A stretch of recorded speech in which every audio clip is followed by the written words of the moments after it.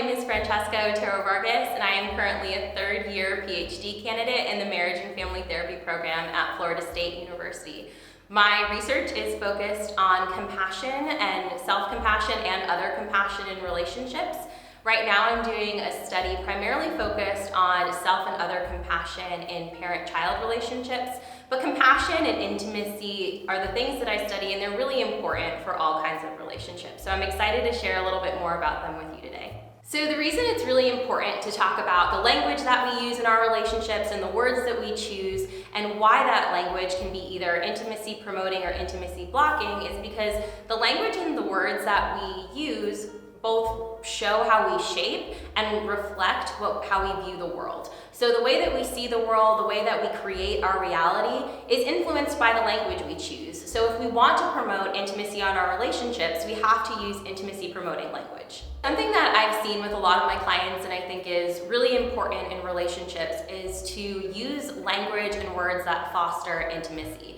And studies have shown that communication and self-disclosure are really important when we're trying to foster intimacy, to promote intimacy with other people that we're in relationships with. The definition of intimacy is actually really just about closeness and fostering connections in relationships. It can be related to physical intimacy, but it doesn't have to. And physical intimacy can also mean hugging, touching, kissing. It doesn't always have to mean sex. So intimacy is a really broad topic, and in order to promote it, there's some things that we can do in our relationships and the language we can use to help create more intimacy and connection. We all want to have connection. We all want to feel understood. We want to feel valued in our relationships.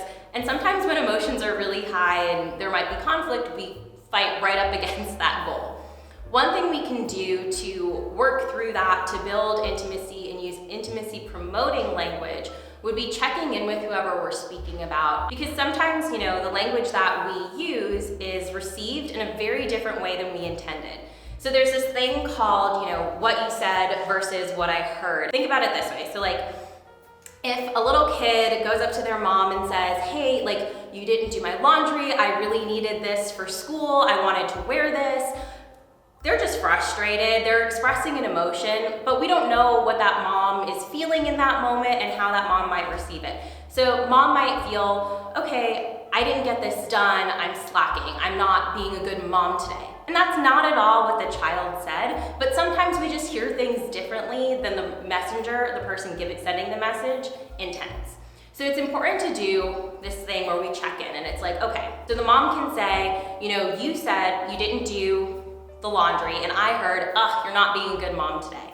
And that gives the child the opportunity to either say, yeah, that's what I meant, or no, that's not what I meant. And it opens the door for increased communication and understanding and discussion. So another way that we can use intimacy promoting language in our relationships would be using I statements versus you statements. And these are things that we can integrate in any relationship at any time. So for example, if you're feeling upset about something, if something's just not kind of sitting right, we tend in our relationships when emotions are high to say, you made me feel angry, you made me feel sad, you're doing this. And that puts whoever is on the receiving end of that message in the defensive. It's like, I'm doing this thing. One way that we can shift that is by using I statements. And I statements put your feelings first. So an example of this would be, instead of saying, you make me feel really angry, here's a common example, when we're together and you're looking at your phone all the time. Great, so that person is saying, you make me feel really angry. And that might put their partner on the defensive.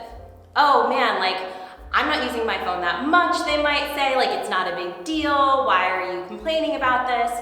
Versus if the person said, I feel upset, I feel like I don't matter as much to you and our time isn't as important when you spend time on your phone and we're together. So that shifts the message. Instead of starting with you, they're claiming their feelings. You're saying, I feel this way when this happens.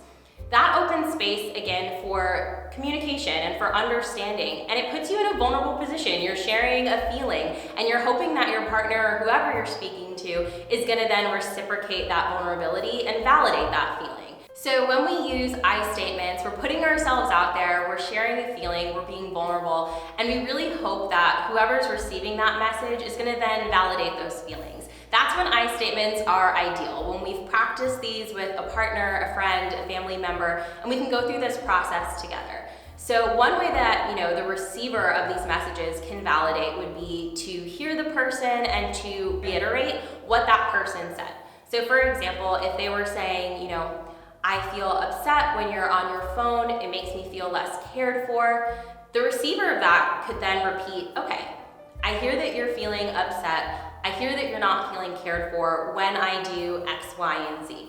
I'm really sorry that I hurt you. I can try and do better next time, right? So we're taking a step to both acknowledge what the person said, to acknowledge that we hurt them, and then to say, okay, how can we do this differently next time? We're opening the door for solutions versus closing the door with defensiveness, with conflict, and taking a step to say, I want to do better, I want to help this relationship grow. And that fosters connection, it fosters intimacy versus blocking intimacy with language such as like you statements.